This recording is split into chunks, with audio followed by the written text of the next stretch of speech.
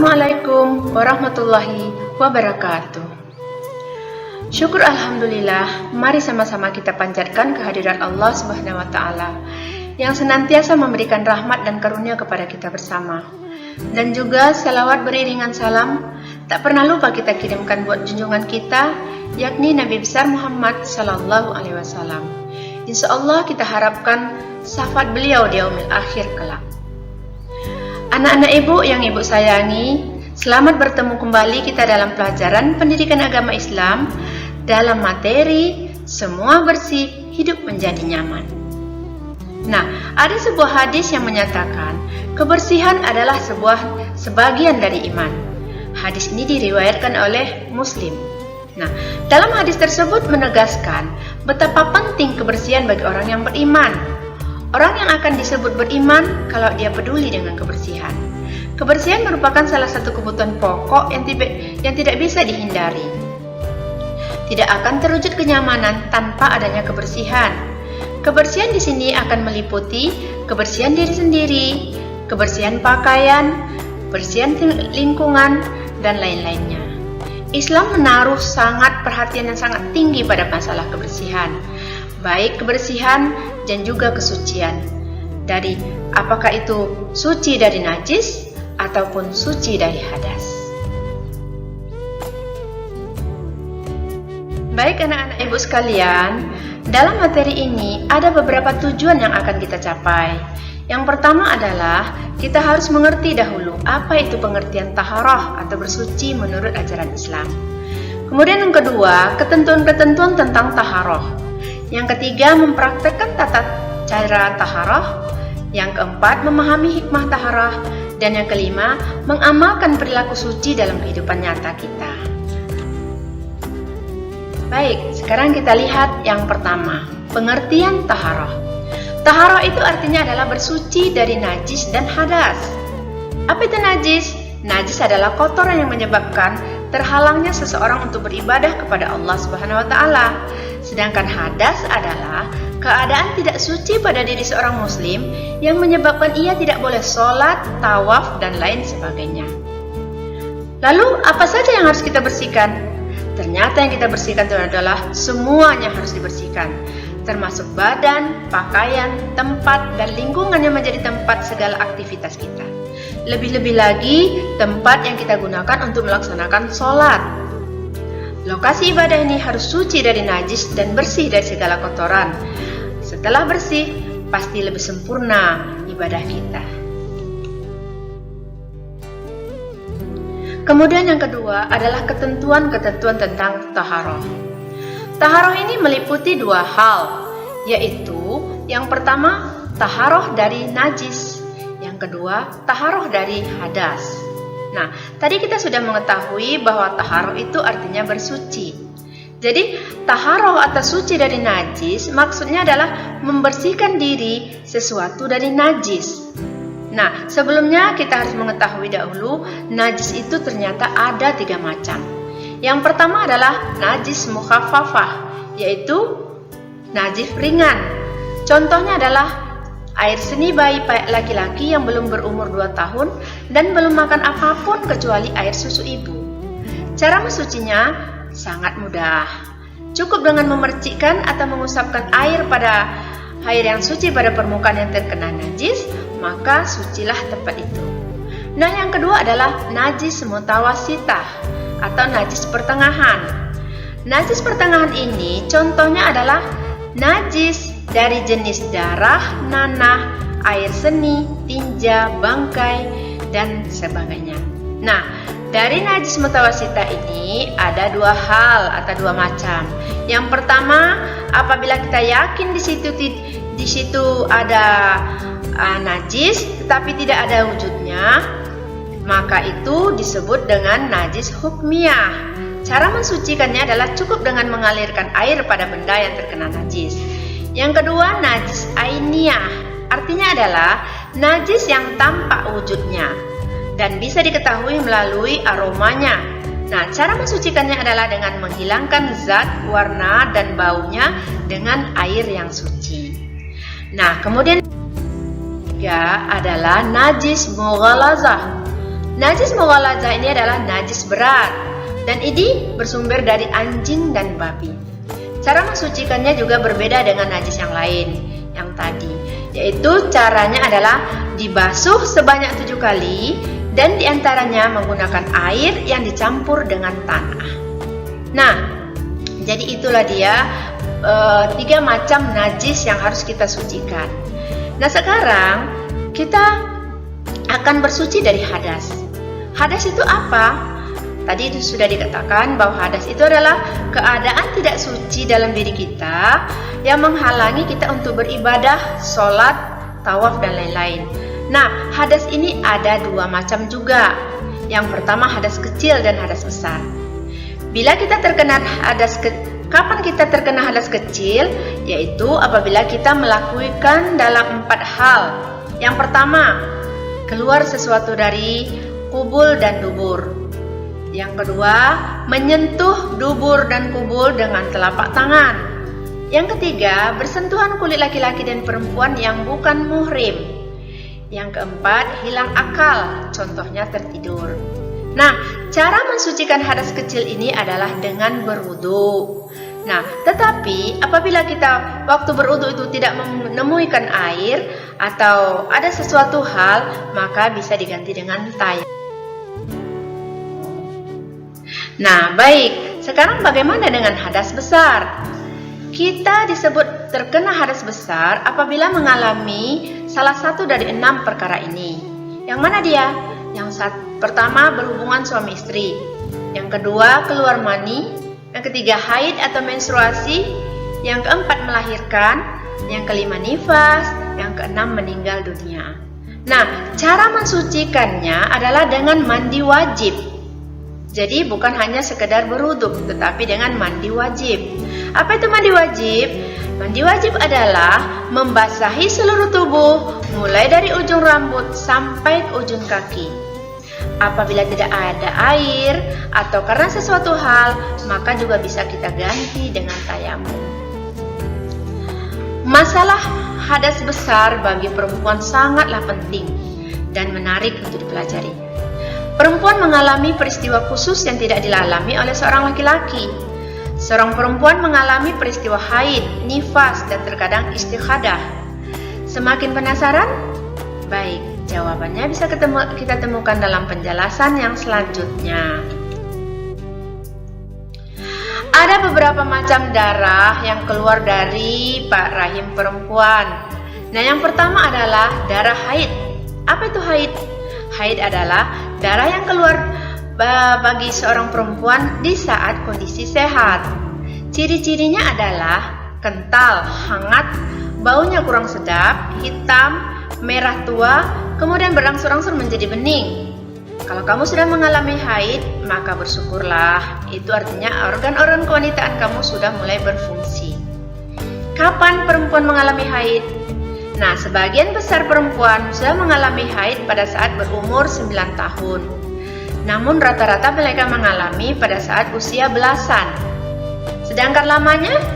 Lamanya paling minimal adalah sehari semalam, biasanya 7 hari, dan paling lama adalah 15 hari. Kalau lebih dari 15 hari, darahnya terus keluar, maka itu merupakan darah istihadah atau darah penyakit. Dan kita harus mencari solusi daripada penyakit ini. Bersegeralah konsultasi dengan dokter, dan perlu diingat, perempuan yang sedang haid tidak boleh melaksanakan puasa, membaca Quran dan memegang Al-Quran, tawaf, berdiam diri di masjid, berhubungan suami istri, dan cerai dari suaminya. Kemudian yang kedua, yaitu adalah darah nifas. Darah nifas itu apa? Darah nifas adalah darah yang keluar sesudah melahirkan. Nah, setelah melahirkan, orang akan mengeluarkan darah nifas walaupun hanya segumpal darah. Sedikit-sedikitnya adalah atau sedikit banyaknya darah nifas itu bervariasi. Ada yang 1 tetes dan ada yang hanya sehari 2 hari. Tetapi rata-rata adalah 40 hari dan paling lama adalah 60 hari. Kalau sudah lebih dari 60 hari, itu bisa jadi adalah darah istihadah atau darah penyakit. Nah, ini dia darah penyakit, yaitu darah yang keluar tidak pada masa haid, tidak pada masa nifas, dan juga tidak dalam masa yang lain. Darah ini ada 4. Pertama, keluarnya dari masa haid, kemudian keluarnya lebih dari masa haid, kemudian keluarnya sebelum usia haid dan setelah menopause, kemudian keluarnya lebih lama dari masa nifas yang maksimal. Nah, seorang perempuan yang mengeluarkan darah istihadah ini, dia tetap boleh melaksanakan sholat, tetapi bersihkanlah terlebih dahulu, pakai pembalut, lalu berwudu dan sholatlah seperti biasa. Baik, anak-anak ibu selanjutnya, sekarang kita akan masuk bagaimana cara mempraktekkan bertaharoh ini.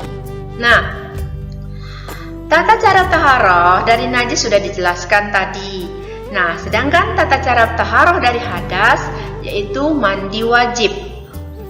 Ya, wudu dan tayamum. Adapun sarana yang dapat digunakan untuk taharoh air, debu dan batu. Pada umumnya orang bersuci menggunakan air. Adapun air yang bisa dipakai untuk bersuci adalah air yang suci sekaligus mensucikan. Yang mana saja itu?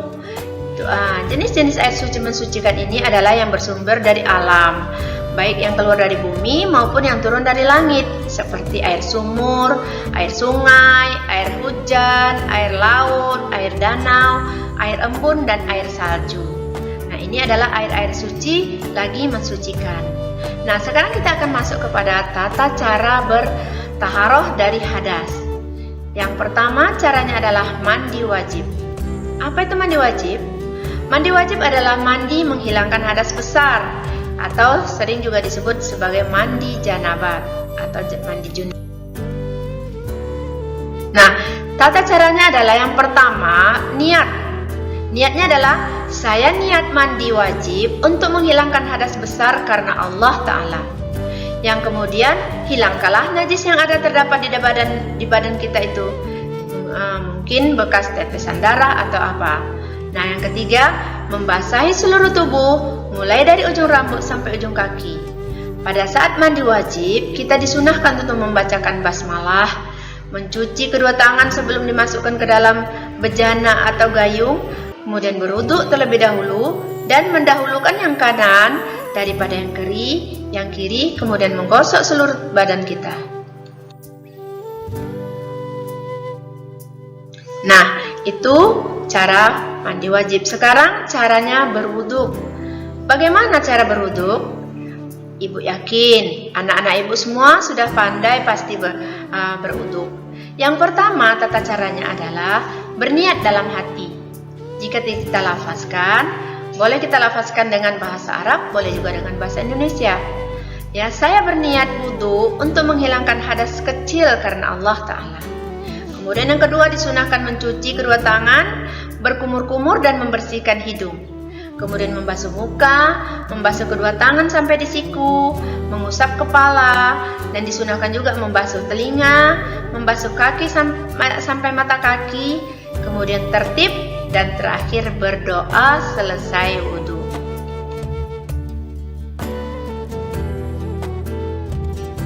Nah, yang ketiga, cara kita bertaharah adalah tayamum. Apa itu tayamum? Tayamum adalah pengganti wudhu atau pengganti mandi wajib. Hal ini dilakukan sebagai rusyah atau keringanan bagi orang yang tidak dapat memakai air karena beberapa halangan. Nah, untuk lebih mudah memahaminya, mari kita lihat ilustrasi ini. Suatu ketika kita sedang memiliki hadas kecil atau besar, sementara kita harus segera sholat. Namun pada saat itu tidak tersedia air dan tidak bisa menggunakan air karena sesuatu hal. Nah, solusinya adalah tayamum, yaitu dengan menggunakan debu yang suci. Nah, tidak sulit bukan? Nah, jadi tayamum dilakukan dengan menggunakan sarana debu yang suci. Debu ini digunakan sebagai pengganti air. Nah, apabila kita berada dalam pesawat atau dalam kendaraan, maka debu yang kita pakai itu adalah debu yang ada atau yang menempel di dinding pesawat tersebut. Baik, kita lanjut dengan Nah, cara bertayamum boleh dilakukan apabila ada beberapa kondisi. Pertama, tidak mempunyai air, walaupun kita sudah berusaha untuk mencarinya. Yang kedua, berhalangan menggunakan air, misalnya karena sakit. Yang kemudian telah masuk waktu sholat. Nah, caranya adalah pertama niat, ya. Aku niat bertayamum untuk mengerjakan sholat karena Allah Ta'ala. Kemudian yang kedua, mengusap muka dengan tanah atau debu yang suci. Kemudian mengusap tangan dengan debu. Kemudian yang ketiga, mengusap tangan kiri hingga siku. Atau seperti ini, ya. Yang pertama kita ambil debunya, kemudian kita gosokkan ke tangan kita dan kita tiup sedikit dulu. Setelah itu kita usapkan ke muka. Setelah itu ke tangan, ya. Kemudian ke tangan yang kiri. Nah, sudah selesai. Jadi, begitu cara bertayamum. Sekarang kita lanjutkan. Setelah kita tahu bertaharah itu adalah berwudu, mandi wajib, dan tayamum, sekarang kita pahamilah apa hikmah di balik taharah tersebut. Ternyata taharah ini begitu penting dalam kehidupan kita, baik suci atau taharah dari najis maupun taharah dari hadas. Bersuci memiliki keutamaan dan manfaat yang luar biasa. Keutamaannya adalah, pertama, orang hidup bersih akan terhindar dari segala macam penyakit, karena banyak sumber penyakit itu berasal dari kuman dan kotoran. Rasulullah SAW bersabda bahwa orang yang selalu menjaga wudhu akan bersinar wajahnya kelak saat dibangkitkan dari kubur. Yang ketiga, dapat dijadikan sarana untuk mendekatkan diri kepada Allah. Rasulullah juga menegaskan bahwa kebersihan itu adalah sebahagian dari iman. Kebersihan adalah pangkal dari keimanan, dan kebersihan juga pangkal dari kesehatan. Nah, kebersihan akan membuat hidup kita menjadi lebih nyaman. Ya, baik anak-anak ibu sekalian, setelah kita membicarakan materi ini, ada beberapa pertanyaan yang bisa kamu jawab nanti. Bisa kamu jawab, kemudian kamu tulis di buku catatan kamu.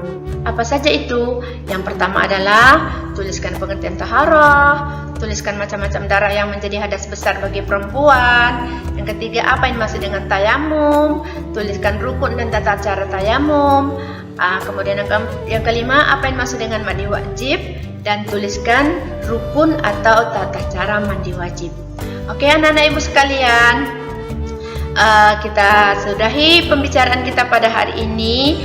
Selamat bekerja, selamat tetap semangat. Sekian, terima kasih. Assalamualaikum warahmatullahi wabarakatuh.